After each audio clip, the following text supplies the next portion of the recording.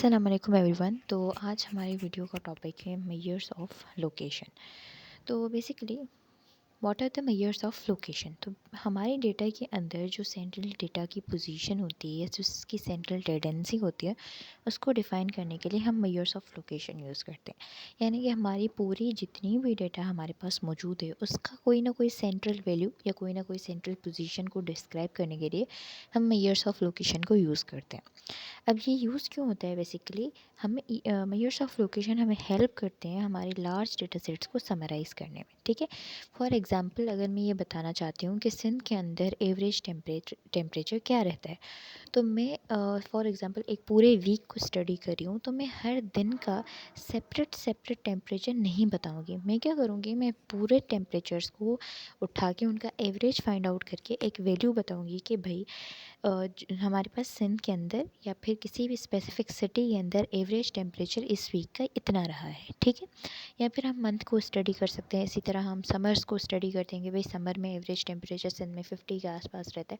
तो like that हम क्या करते हैं, हम लोग पूरी डेटा में से एक एक रिकॉर्ड नहीं बताते, हम लोग उसका कोई ना कोई सेंट्रल वैल्यू या सेंट्रल पोजीशन डेटा की बताते हैं, जो हेल्प करते हैं हमारे डेटा को समराइज़ करने में। अब इसकी कॉमन मेजर्स में आता है हमारे पास mean, median, mode, percentiles, quartiles. ठीक है, लेकिन आज के वीडियो के अंदर हम लोग मीन, मीडियन और मोड को डिस्कस करेंगे। तो पहले हम लोग देख लेते हैं कि व्हाट इज़ द मीन।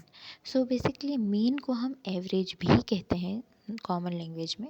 और मीन क्या होती है, हम सारे वैल्यूज़ को सम करके डिवाइड करते हैं टोटल नंबर ऑफ़ वैल्यूज़ से।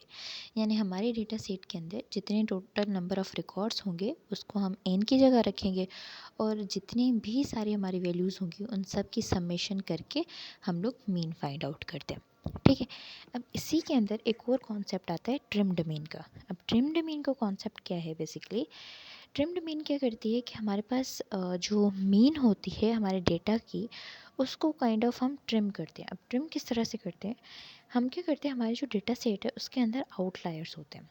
What are the outliers? Basically outliers ना ऐसी वैल्यूज़ होती हैं जो हमारे डेटा से बहुत दूर की होती हैं। फॉर एग्जांपल अगर मेरा एक डेटा सेट है, उसके अंदर नॉर्मली वैल्यू 0 और 1 के बीच में जितने भी सारे रिकॉर्ड्स हैं उनकी वैल्यू 0 और 1 के बीच में।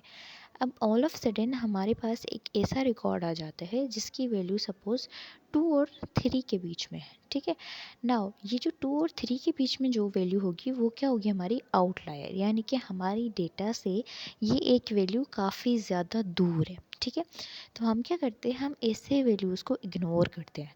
तो हम एक काम करते हैं, हम लोग क्या करते हैं, हम लोग अपने पूरे डेटा सेट को उठाते हैं और कोई ना कोई परसेंटेज सेट कर लेते हैं। सपोज़ मैंने बोला कि भाई 20% मुझे जो वैल्यूज़ हैं उनको ट्रिम करना है। अब 20% क्या करेंगे, फॉर एग्जांपल हमारे पास कुछ भी रिकॉर्ड्स हो सकते हैं। मेरे पास सपोज़ करते हैं 200 रिकॉर्ड्स हैं। सही है, तो हम क्या करेंगे, 200 का 20% फाइंड करेंगे। ठीक है, विच विल बी 40। तो हम क्या करेंगे, 40 values from lower bound and 40 values from upper bound हम सब्ट्रैक्ट कर देंगे। उन 40 वैल्यूज़ को ख़त्म करने के बाद जो हमारे पास डेटा बचेगी, यानी कि 160 वैल्यूज़, उनके ऊपर हम लोग मीन कैलकुलेट करेंगे। अब इसको फर्दर समझने के लिए तो हमारे पास यहाँ पे एक क्वेश्चन गिवन है जिसके अंदर ये कह रहा है कि the following measurements were recorded for the drying time in hours of a certain brand of latex paint. एक लेटेक्स पेंट है, उसके ड्राइंग आवर्स की एक हमारे पास डेटा गिवन है। ठीक है, तो ये कुछ वैल्यूज़ हमें प्रेजेंट है यहाँ पे।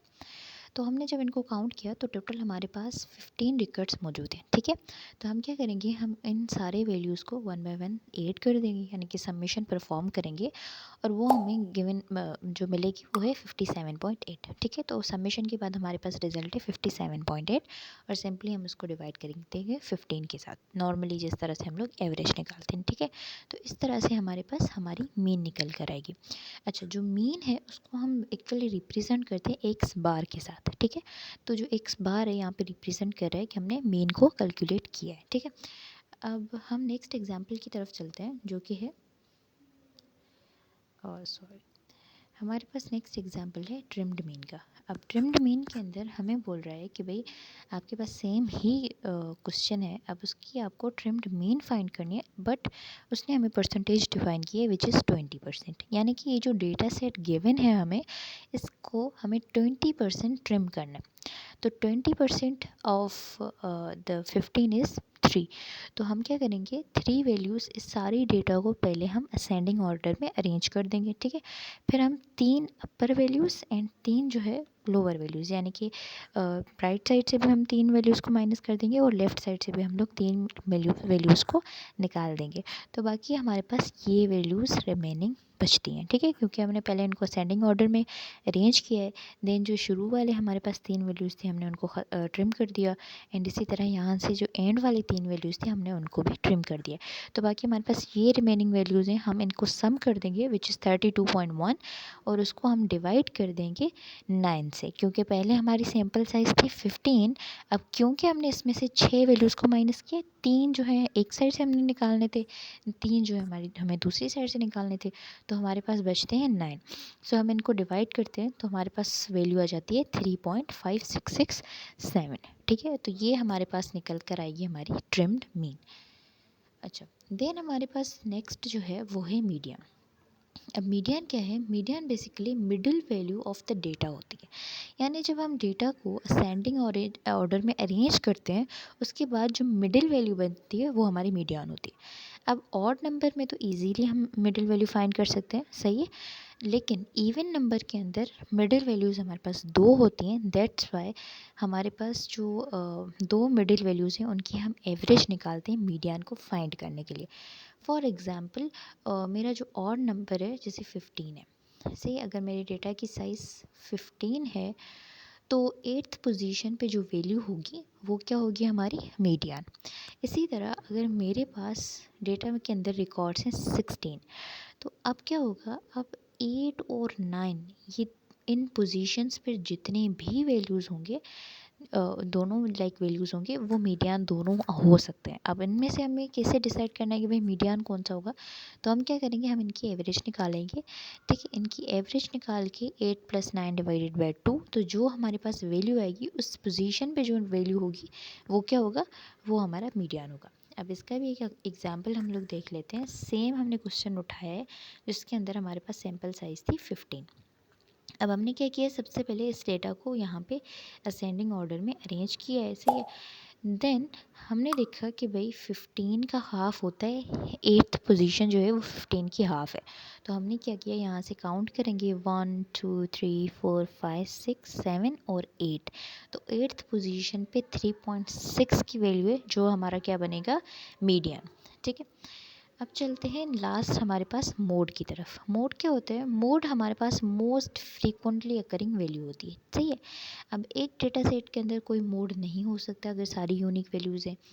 अच्छा, एक मोड भी हो सकता है, एक एक जो हमारे पास वैल्यू है वो रिपीट हो रही होगी, या 2 वैल्यूज़ अगर रिपीट हो रही हैं तो वो 2 मोड्स भी हो सकते हैं जिसको हम बाई मॉडल कहेंगे, एंड फिर मोर देन 2 मोड्स भी हो सकते हैं हमारे डेटा के अंदर, सही। सो अब आते हैं इसके एग्जाम्पल के अंदर। हमने जो वही एग्जाम्पल जो लास्ट टाइम किया था, अब इसका हमें मोड फाइंड करना है, ठीक है। तो इसके अंदर एक वैल्यू है जो रिपीट हो रही है बार बार, वो है 2.8, एंड सेकंड दूसरी कौन सी वैल्यू है जो बार बार रिपीट हो रही है, दैट इज़ 4.8। तो ये जो हमारे पास डेटा है इसको हम कहेंगे ये बाय मॉडल डिस्ट्रीब्यूशन है, क्योंकि डेटा सेट के अंदर 2 मोड्स हैं, एक 2.8 है एंड दूसरा 4.8 है। तो ये जो है हमारे पास कुछ एग्जाम्पल्स थी मीन, मोड, मीडियन की। आगे जाके हम परसेंटाइल्स और क्वार्टाइल्स को भी डिस्कस करेंगे, वो भी मेजर्स ऑफ लोकेशन के अंदर आते हैं, ठीक है। अब मीन, मोड और मीडियन की काफ़ी सारी और भी एग्जांपल्स हैं जो कि हम कर सकते हैं। और दूसरा केस जो मीडियन का जो दूसरा केस होता है जहाँ पे हमारे पास वैल्यूज़ इवन होती हैं, वो भी इंशाल्लाह हम अगले वीडियो के अंदर इनकी एग्जांपल्स को देख रहे होंगे और उस केस को भी हम लोग डील करेंगे। So this was all about this video. Thank you.